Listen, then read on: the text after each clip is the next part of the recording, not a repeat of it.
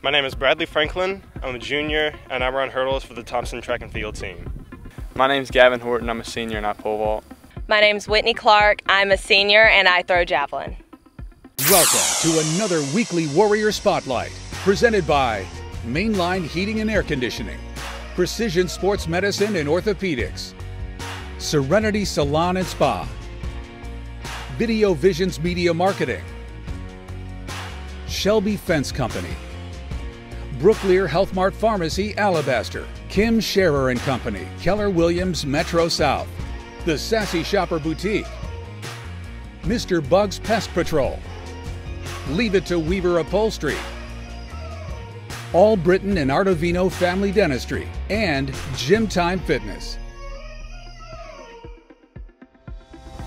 My father, he had showed me people racing at track meets on his phone at some point around 6 or 7 years ago, and I just said, that looks really cool, I want to try that out, I want to do that, and we're here today. Really just the people that I saw doing it, I liked hanging out with them. So like I was in middle school and I would go over there and talk to high school kids while they pole vaulted, and then eventually I just started doing it.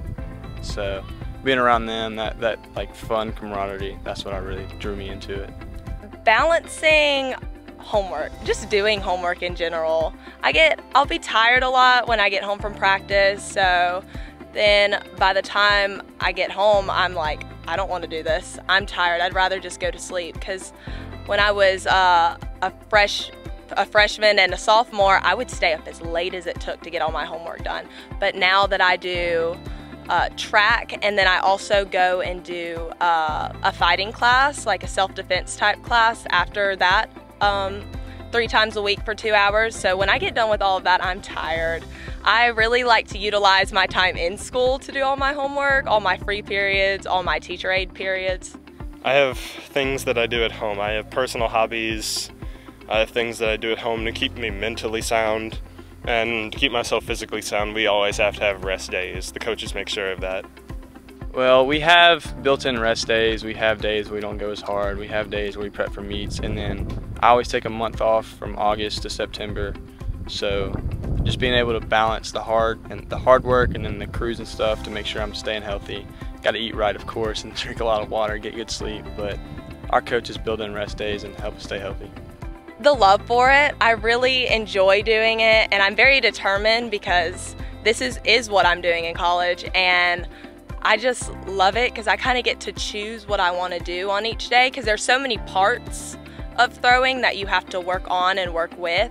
So like some days I'll work more on my legs, some days I'll work kind of on my arm and my forearm, and some days I just work strength.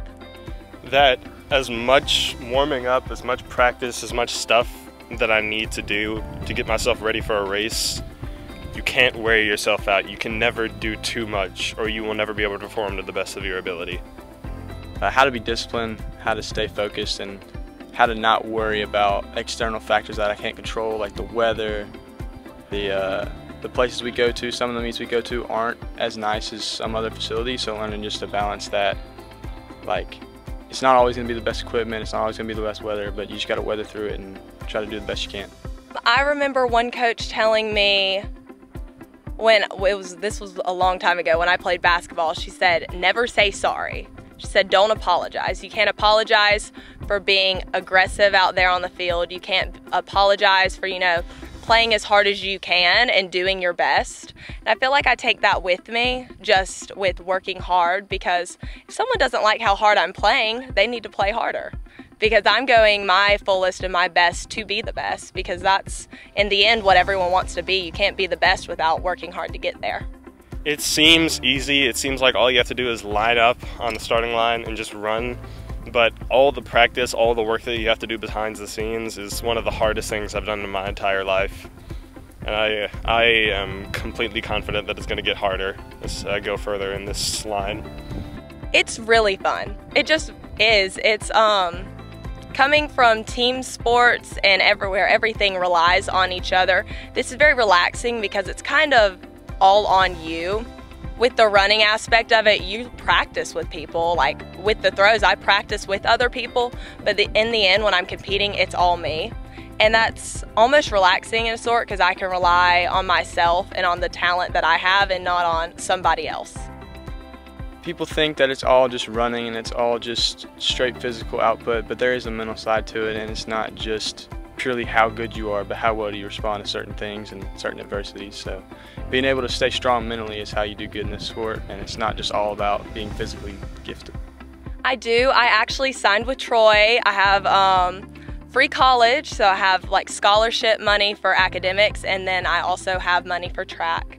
And I am very, very excited. It's always been my dream since I was really little. Since I knew that you could play sports in college, I've always wanted to play sports in college.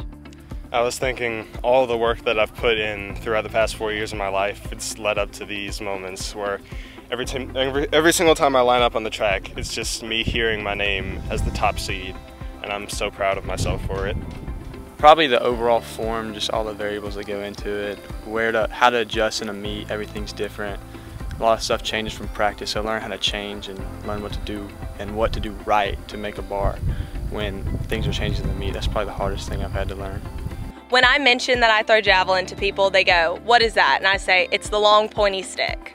It's just a really big toothpick." So it's really kind of like a softball in a way. You're throwing. You do kind of like a crow hop or run up, and then you just launch it as hard as you can. But it's a lot more technical than that when you get into it. If you really want to do this, if this is something you truly want to do, then act like it. You have to show people that you love this sport. Tell everyone, all of your friends, all the people around you, how much you love the sport, and never give up. Get good grades. If you're looking to go to college to do any type of sport, getting good grades is like the most important thing. So stay with it, stick with it, whether you're running, you're doing track, or in school. As long as you stick with it, you're gonna most likely succeed, or you're gonna do your best. It doesn't matter how hard it gets or anything else. If you do your best and try, you're gonna get something out of it eventually, whether it's just perseverance or mental strength or even winning awards, making good grades, doing anything, or just the accomplished feeling by the end of whatever you're doing. We have a Twitter page, we have an Instagram page, both of them Thompson Track and Field. Do whatever you can, retweet it, repost it, like it, whatever. Get the message around so more people will come to our meets. Thanks for watching another weekly Warrior Spotlight presented by Mainline Heating and Air Conditioning, Precision Sports Medicine and Orthopedics, Serenity Salon and Spa, Video Visions Media Marketing, Shelby Fence Company, Brooklear Health Mart Pharmacy, Alabaster, Kim Scherer and Company, Keller Williams Metro South, The Sassy Shopper Boutique, Mr. Bug's Pest Patrol, Leave It to Weaver Upholstery, All Britain and Artovino Family Dentistry, and Gym Time Fitness.